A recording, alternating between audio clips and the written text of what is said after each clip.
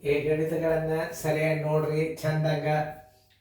2050 ರೂಪಾಯಿ ಬೆಲೆ ಒಂದು ಟೇಬಲನ್ನು 3000 ರೂಪಾಯಿಗಳಿಗೆ ಮಾರಿದರೆ ಆಗುವ ಲಾಭ ಅಥವಾ ಹಾನಿ ಎಷ್ಟು ಈಗ ನೀವೇ ಕಂಡುಹಿಡಿಬೇಕು.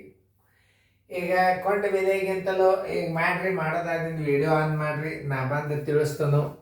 ಅಂದ್ರೆ ಲಾಭ ಅದನೋ ಏನು ಹಾನಿ ಅದನೋ ಅದನ್ನು ಸಸ್ಪೆನ್ಸ್ ಇಟ್ಟನು. ಅಲ್ಲಿ 950 ರೂಪಾಯಿ ಲಾಭನೂ ಕೊಟ್ಟದ, 950 ರೂಪಾಯಿ ಹಾನಿನೂ ಕೊಟ್ಟನ, 1050 ಲಾಭ ಕೊಟ್ಟನ, 1050 ಹಾನಿ ಕೊಟ್ಟ. ಯಾವ್ದು ಕರೆಕ್ಟ್ ಆಗ್ತದೆ ಅನ್ನೋದು ಆಪ್ಷನ್ಸ್ ಮೇಲೆ ಕಂಡು ಹಿಡಿಬೋದು ನೀವು. ಹೆಂಗಂತಂದ್ರೆ ಕೊಂಡ ಬೆಲೆ ಏನದ ಸಣ್ಣದ, ಮಾರಾಟ ಬೆಲೆ ದೊಡ್ಡದದ. 2050 ಇದರ ಕಳೆದ್ರೆ ಎಷ್ಟು ಉಳಿತದ? 950 ಉಳಿತದ. 950 ಲಾಭ ಆಗಿಬಿಡ್ತದೆ. ಯಾಕಂತಂದ್ರೆ ಕೊಂಡ ಬೆಲೆಗಿಂತಲೂ ಮಾರಾಟದ ಬೆಲೆ ದೊಡ್ಡದಾಗಿದೆ. ನೀವು ಏಕೆ ಉತ್ತರ ಹಾಕಿಬಿಡ್ರಿ.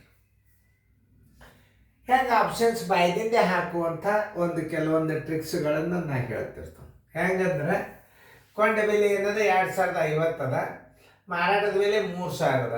3000ದಾಗ 2050 ಕಳೆದು ಬಿಟ್ರಿ ಅಂದ್ರೆ 950 ಬರ್ತದೆ.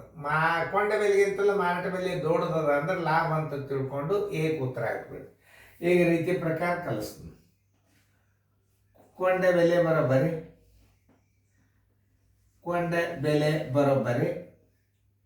ಎಷ್ಟು? 2050 ರೂಪಾಯಿ.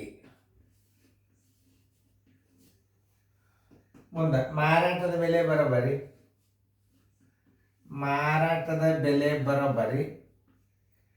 ಎಷ್ಟು? 3000 ರೂಪಾಯಿ.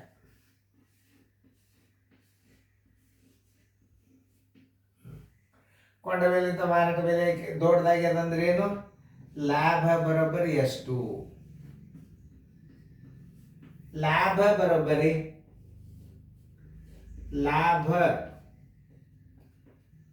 ಬರೋಬ್ಬರಿ ಮಾರಾಟದ ಬೆಲೆ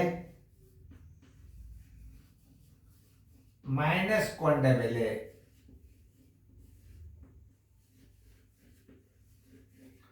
ಮಾರಾಟದ ಬೆಲೆ ಎಷ್ಟದ? 3000 ಅದ, ಮೈನಸ್ 2000 ಎಷ್ಟದ? 50 ಅದ, ಬರೋಬ್ಬರಿ 950 ರೂಪಾಯಿ ಲಾಭ.